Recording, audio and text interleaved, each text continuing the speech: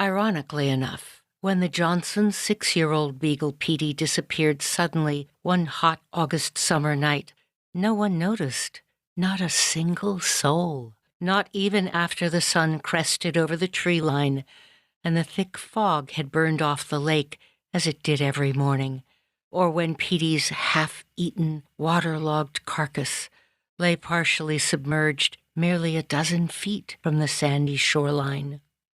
No one became alarmed at the strangled sounds of high-pitched yelps that he made as the slimy tentacle rose out of the water with barely a splash and then wrapped around his neck tightly to stop his wild barking. As he halted his alerts to his people, it stopped for a moment to curl a second dark gray tendril in the air as if it was checking for something, before the first quickly dragged poor Petey to his watery grave.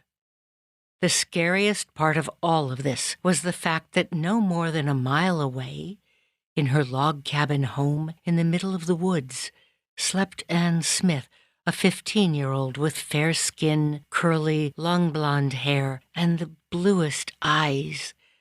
They are a strange shade of blue that can only be compared to the pristine waters of the Caribbean, with its white sand and its greenish-blue water. As she lay silently, she tossed and turned, dreaming of something reaching for her in the darkness. That something was always merely just a few inches away. But it never touched her until right before she woke up suddenly, when she bolted up in bed and sat there staring into the darkness of her bedroom.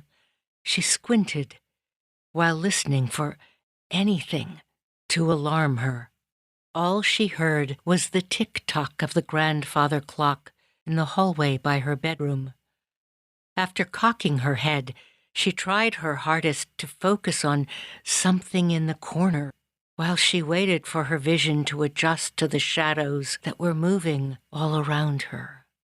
As she sat there completely still, she never knew that a slimy substance oozed from underneath her in the darkness while she was dreaming.